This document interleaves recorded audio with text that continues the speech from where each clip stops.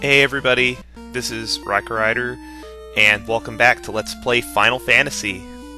It took me about 30 to 45 minutes to finish all of the gold farming at the Power Peninsula. If you try to do this in the Elfland area, it's going to take you over 2 hours, so there's no reason to not use the Power Peninsula once you have 3,000 gold.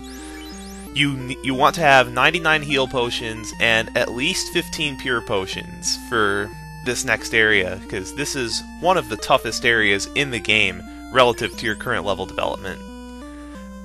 I got everything on the shopping list except for the level 4 spells, because none of them are particularly pertinent in the dungeon. I got a saber for my thief and a large knife for my black mage because they're just better. I got all the armor that I specified, not bothering with some of the lesser equipment because the inventory space is better to have. The important reason for getting to level 10 is because a lot of party members, including the black belt, reach 32 hit percentage. And as I said earlier in the series, once you hit 32 hit percentage,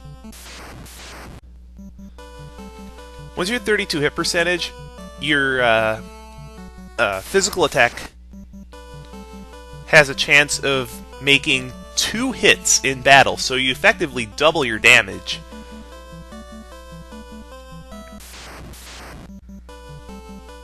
Aha! There's the Northwest Castle. Let's check it out. Not much to do in here.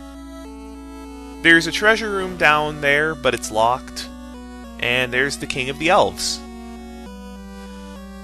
Go south to the Marsh Cave to find the crown. Bring it back to him. This is a lot harder than it seems. Now, normally you can reach the Northwest Castle around level 5, but you're not yet strong enough to go into the Marsh Cave until level 9 or 10. Level 8 minimum. So I figured it would be better just to hit the Northwest Castle and the Marsh Cave all at once, because they're not far apart. Oh, we have a new enemy, the Green Ogre. They're like ogres, except a little tougher. And they give a lot more experience. They don't have that much more HP than ogres do, only 32 more. There's nothing much to them. They're just powerful vanilla attackers, and they just get wrecked by the Silver Sword. I don't understand what the developers were thinking, because the weapons in the next town are actually weaker than the Silver Sword.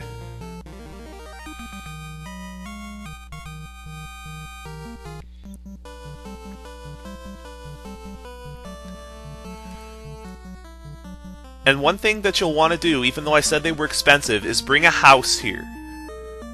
You'll see why shortly.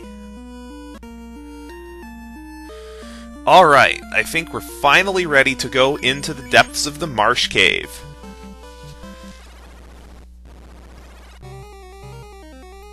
Well, what we're going to do is we're actually going to take 2 trips. The Marsh Cave has 2 paths to it, one north and one south, and both of them have treasure. So I'm going to get the treasure on the north side, and then head out and use a house. This is a new enemy, the Shadow. There are a lot of undead enemies in the Marsh Cave, so if you have a white mage, you're going to be getting a lot of value out of your Harm and Harm 2 spells. These guys can blind you with their physical attacks, which decreases your hit percent by, I think, 75% of its base value. Something stupid like that. Other than that, they're probably the easiest enemies in the Marsh Cave. The easiest new enemy, anyway. There are old enemies you can run into, like bones, zombies, ghouls. Large groups of ghouls are actually pretty threatening. And that's something you'd want to use a Harmer, probably Harm on, not Harm 2.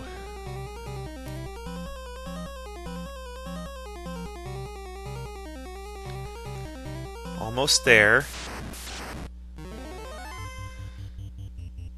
Okay, here's another new enemy. Crawl. These guys are extremely annoying because they only have 1 damage, but they can hit up to 8 times, and they can paralyze you. So you'll get paralyzed almost guaranteed. They're not undead, they don't have any special attacks, any weaknesses, any resistances, or any monster types. I would take them out first, because they most often appear in large group as singles or as 2-ofs in a large group of bones, which you can take out with your physical attacks in 1 hit, even with the Black Mage. I don't understand why these guys show up here. There's just no point to them. The experience isn't even worth it. Just doesn't make much sense to me.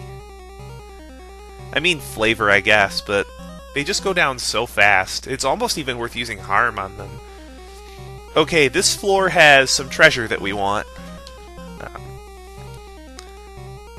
It's got 3 treasure rooms, 4 treasure chests. All of them contain something.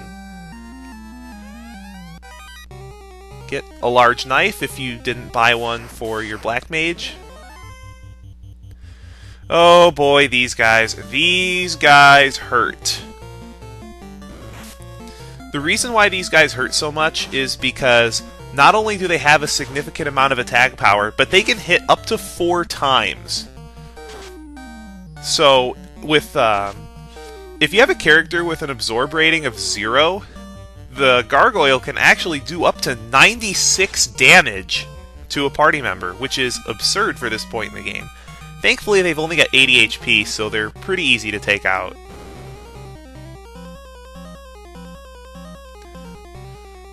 One thing of note, if you come here second rather than first, some of these treasure chests will be empty. The reason why this is because the game designer made a boo-boo here and linked. Now, as I was saying before I got rudely interrupted by that battle, some of these are duplicate chests because the game developer made an error in doing their events for chests. Basically to see, you open this chest, you got the item out of it, the item isn't there anymore. And I'm guilty of this myself. In an RPG I designed a programming class back when I was in high school. And I didn't get them all, which, well, the teacher didn't notice because, well, he wasn't gonna bug test a 10-hour game.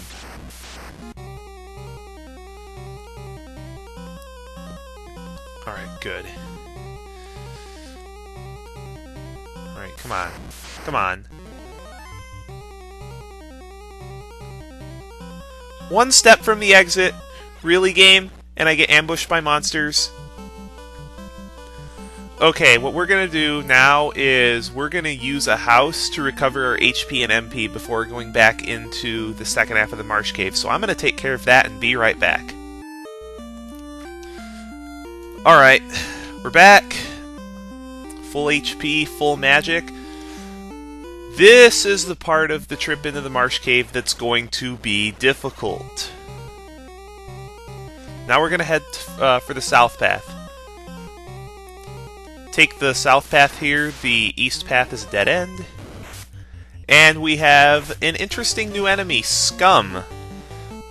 These guys are weak to ice and fire, but what makes them noteworthy, besides being able to poison you with their physical attacks, is they have a perfect physical defense. So your weapons can't do anything to them unless you score a critical hit.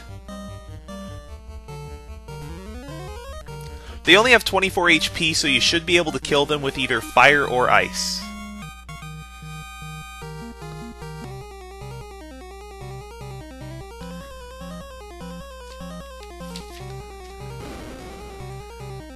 It's kind of mean of them hiding the stairs in what you would think would be a treasure room. All the treasure chests on this floor are empty, so let's just head straight for the next level. And we have a new enemy, the Red Bone. These guys give out awesome amounts of experience. They hit pretty hard though, and with a group of enemies this large and the crawl there, I would actually recommend using Fire 2.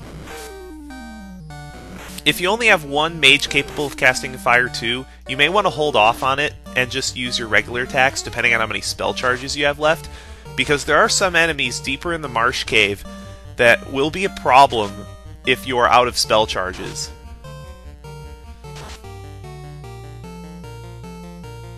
But Fire 2 will pretty much clean up any encounter here. Really weird that Fire 2 didn't kill the Red Bone because he's weak to it. And he only has... Oh, he does have 144 HP. I guess that is a lot. Thought he had less HP than that. Pretty good experience, huh? I mean, that's not saying much, because if we really wanted to gain experience, we could just go back to the Power Peninsula. But I don't want to abuse that too much. Let's make the game interesting.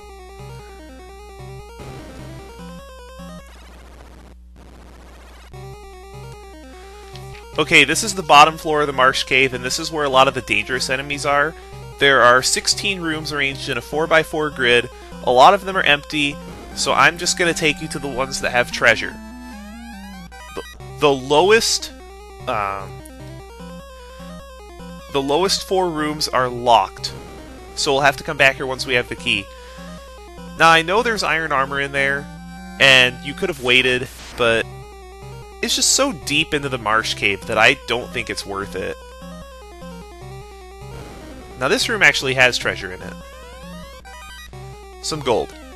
Gold is always useful early game. Now, a lot of the treasure chests in here, even if it does show that there are treasure in a room, the developer likes to pull a dirty trick and make a lot of them empty. This is one of the encounters that you want to save Fire 2 for, especially this many of them. I actually think this is the maximum number of werewolves that you're allowed to meet up with.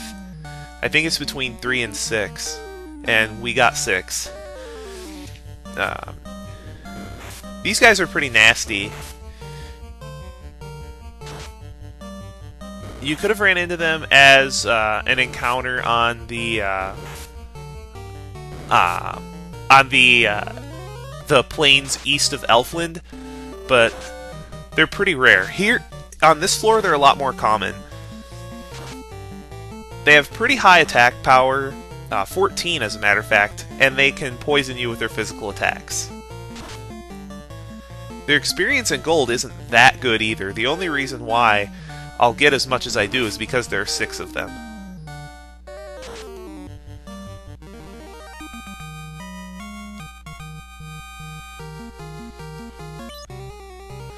And this is why you brought so many pure potions.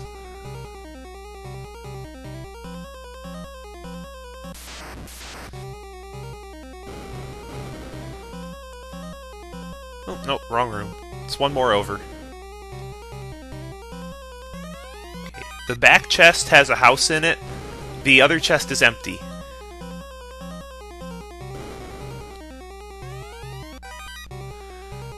There's a copper bracelet.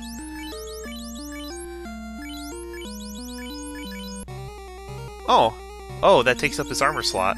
Huh, I guess I was wrong. See, I'm not professional like H.C. Bailey is. You guys know this.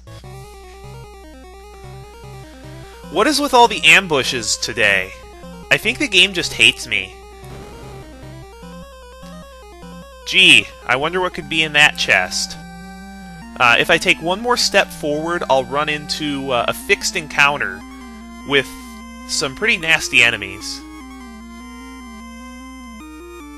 The way fixed encounters work is a certain tile is trapped, and you can actually repeatedly trigger these tiles, and there's a couple spots that are particularly abusive, and I'll cover them later.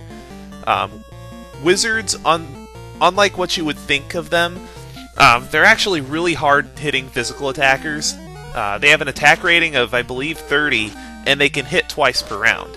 So they're nasty. You can run into up to 4 of them, and if you run into 4 of them, they can really wreck you in a hurry. They're actually water-type enemies, believe it or not, so if you have lightning too, use it. They're resistant to pretty much everything else.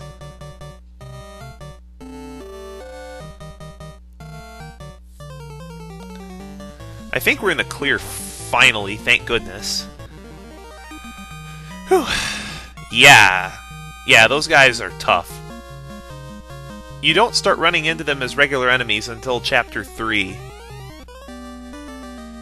Yay, we have the crown! But that's only half the battle. Well, a little less than half the treasure I'd like to go after.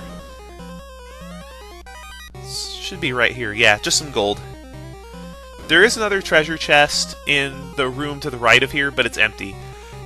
Now this is the battle. It's not getting the crown, it's getting back out. Yes, the game actually makes you go back out. And here's another new enemy. Kind of similar to SCUM, but not really. MUCK. These guys don't have a perfect physical defense. As a matter of fact, they're weak, or resistant to most magic, so you'll actually want to try to cut them up. They hit just as hard as the wizards, but thankfully they can only get 1 attack in per round. And they don't have nearly as high of an absorb. The experience they give is really good, too. Almost as much as wizards.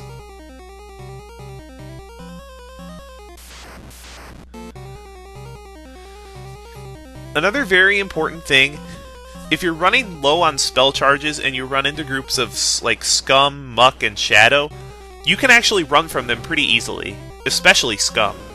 Don't bother wasting spell charges, just run.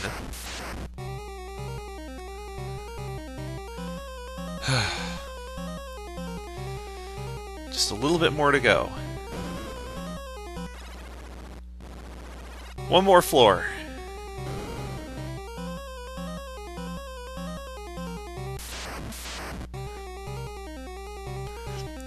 This late in the dungeon, if you have spell charges left, just use them, because you don't want to end up running into large groups of undead and just die. I'm gonna get ambushed 1 step from the exit by undead again. Really, game? You're gonna do that to me? You need to stop scaring me like that, game. Anyway, what I'm gonna do is I'm gonna go back to town, restock on heal potions and, well, everything, before returning to the Northwest Castle. And I'm gonna do that next time on Let's Play Final Fantasy. See you guys later.